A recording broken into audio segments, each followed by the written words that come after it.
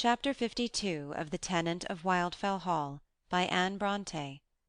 The tardy gig had overtaken me at last. I entered it, and bade the man who brought it drive to Grassdale Manor. I was too busy with my own thoughts to care to drive it myself.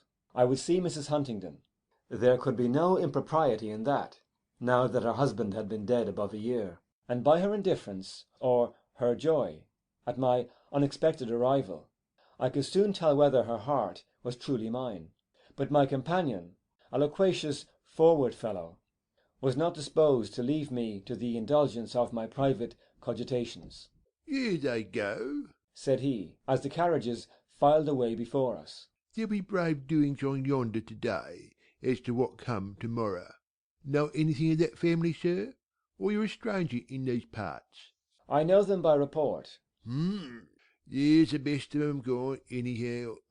And I suppose the old missus is a-going to leave after this stir's got her overed, and take herself off somewhere to live on her bit of a jointure, and the young un, at least the new un, she's not so very young, is coming down to live at the Grove."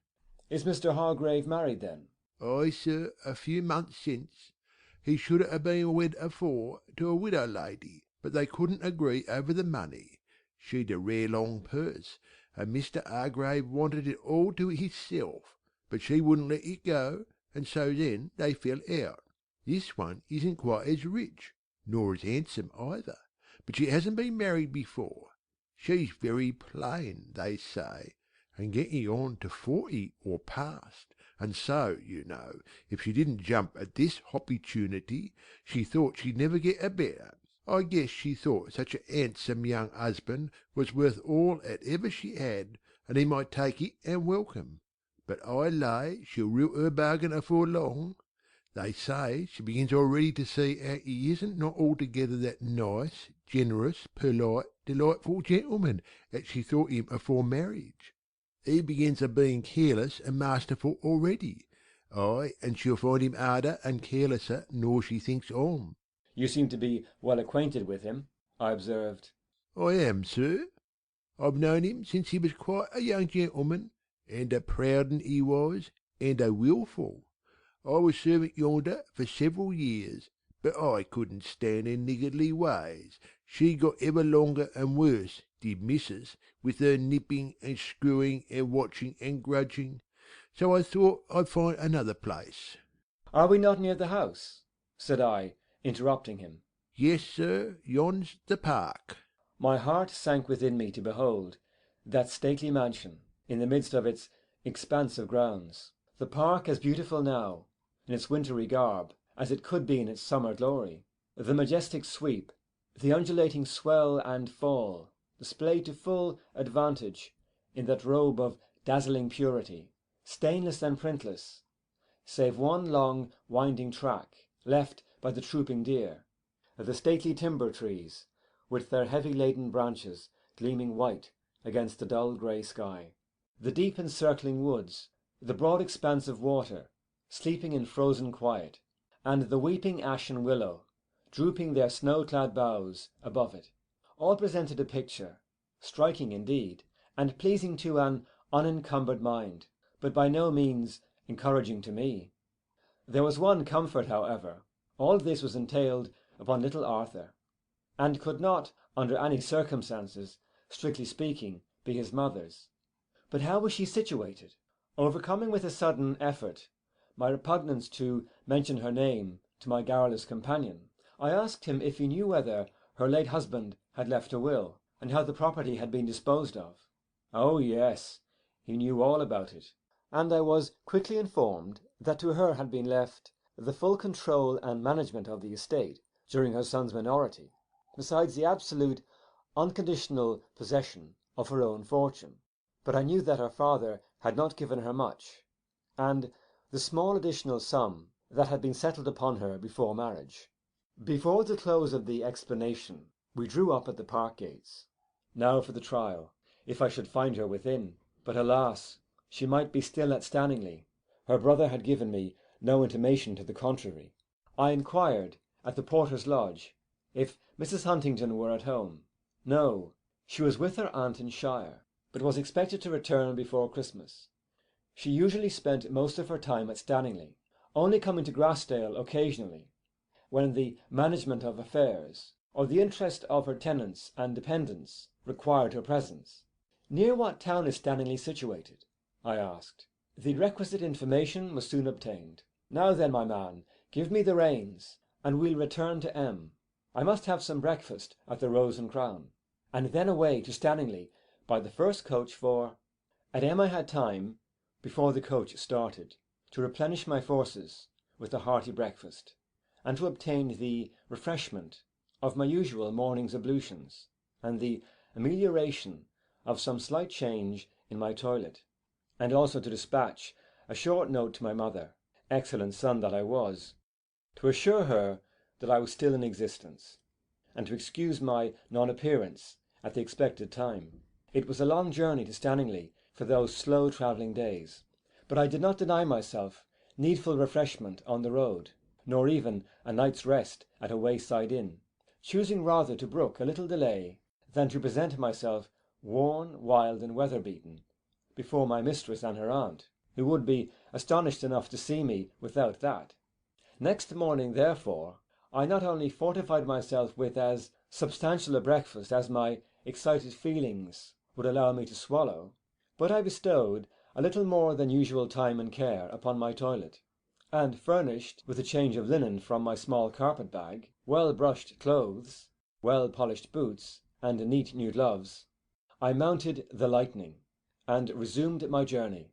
I had nearly 2 stages yet before me, but the coach, I was informed, passed through the neighbourhood of Stanningley, and having desired to be set down as near the hall as possible, I had nothing to do but to sit with folded arms and speculate upon the coming hour. It was a clear frosty morning. The very fact of sitting exalted aloft, surveying the snowy landscape and sweet sunny sky, inhaling the pure bracing air, and crunching away over the crisp frozen snow, was exhilarating enough in itself, but add to this the idea of to what goal I was hastening, and whom I expected to meet, and you may have some faint conception of my frame of mind at the time, only a faint one though, for my heart swelled with unspeakable delight, and my spirits rose almost to madness, in spite of my prudent endeavours to bind them down to a reasonable platitude, by thinking of the undeniable difference between Helen's rank and mine, of all that she had passed through since our parting, of her long unbroken silence, and above all of her cool cautious aunt, whose counsels she would doubtless be careful not to slight again. These considerations made my heart flutter with anxiety, and my chest heave with impatience to get the crisis over, but they could not dim her image in my mind, or mar the vivid recollection of what had been said and felt between us, or destroy the keen anticipation of what was to be. In fact, I could not realize their terrors now. Towards the close of the journey, however, a couple of my fellow passengers kindly came to my assistance, and brought me low enough. "Fine land this," said one of them, pointing with his umbrella to the wide fields on the right, conspicuous for their compact hedgerows, deep well-cut ditches, and fine timber trees, growing sometimes on the borders, sometimes in the midst of the enclosure. "Very fine land, if you saw it in the summer or spring." "Aye," responded the other, a gruff elderly man, with a drab greatcoat buttoned up to the chin, and a cotton umbrella between his knees. "It's old Maxwell's, I suppose." "It was his, sir, but he's dead now, you're aware, and has left it all to his niece. "Oh." Every rood of it, and the mansion house and all, every hottom of his worldly goods, except just a trifle by way of remembrance to his nephew down in Shire, and an annuity to his wife." "It's strange, sir." "It is, sir, and she wasn't his own niece neither, but he had no near relations of his own, none but a nephew he'd quarrelled with, and he always had a partiality for this one, and then his wife advised him to it, they say, She'd brought most of the property, and it was her wish that this lady should have it. She'll be a fine catch for somebody. She will so. She's a widow, but quite young yet, and uncommon handsome.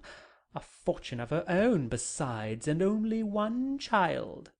And she's nursing a fine estate for him in... There'll be lots to speak for her. 'Fraid there's no chance for's. Facetiously jogging me with his elbow, as well as his companion. No offence, sir, I hope. To me. I should think she'll marry none but a nobleman myself. Look here, sir, resumed he, turning to his other neighbour, and pointing past me with his umbrella. That's the Hall. Grand park, you see, and all them woods. Plenty of timber there, and lots of game. Oh, hallo! What now? This exclamation was occasioned by the sudden stoppage of the coach at the park gates. Gentlemen for Stanley Hall? Cried the coachman, and I rose and threw my carpet-bag onto the ground, preparatory to dropping myself down after it. Sickly, sir? Asked my talkative neighbour, staring me in the face. I dare say it was white enough. No. Here, coachman. Thank ye, sir. All right. The coachman pocketed his fee and drove away, leaving me, not walking up the park, but pacing to and fro before its gates, with folded arms, and eyes fixed upon the ground, and overwhelming force of images, thoughts, impressions, crowding on my mind, and nothing tangibly distinct but this. My love had been cherished in vain. My hope was gone for ever. I must tear myself away at once, and banish or suppress all thoughts of her, like the remembrance of a wild, mad dream. Gladly would I have lingered round the place for hours, in the hope of catching at least one distant glimpse of her before I went. But it must not be. I must not suffer her to see me. For what could have brought me hither but the hope of reviving her attachment, with a view hereafter to obtain her hand? And could I bear that she should think me capable of such a thing, of presuming upon the acquaintance, the love, if you will, accidentally contracted, or rather forced upon her against her will, when she was an unknown fugitive, toiling for her own support, apparently without fortune, family, or connections, to come upon her now, when she was reinstated in her proper sphere, and claim a share in her prosperity, which, had it never failed her, would most certainly have kept her unknown to me for ever, and this too when we had parted 16 months ago, and she had expressly forbidden me to hope for a reunion in this world, and never sent me a line or a message from that day to this. No, the very idea was intolerable. And even if she should have a lingering affection for me still, ought I to disturb her peace by awakening those feelings, to subject her to the struggles of conflicting duty and inclination, to whichsoever side the latter might allure, or the former imperatively call her, whether she should deem it her duty to risk the slights and censures of the world, the sorrow and displeasure of those she loved, for a romantic idea of truth and constancy to me, or to sacrifice her individual wishes to the feelings of her friends and her own sense of prudence and the fitness of things. No, and I would not. I would go at once, and she should never know that I had approached the place of her abode. For though I might disclaim all idea of ever aspiring to her hand, or even of soliciting a place in her friendly regard, her peace should not be broken by my presence, nor her heart afflicted by the sight of my fidelity. Adieu, then, dear Helen, for ever adieu. So said I, and yet I could not tear myself away. I moved a few paces, and then looked back for one last view of her stately home, that I might have its outward form at least impressed upon my mind as indelibly as her own image, which, alas, I must not see again. Then walked a few steps further, and then, lost in melancholy musings, paused again, and leant my back against a rough old tree that grew beside the road. End of chapter 52.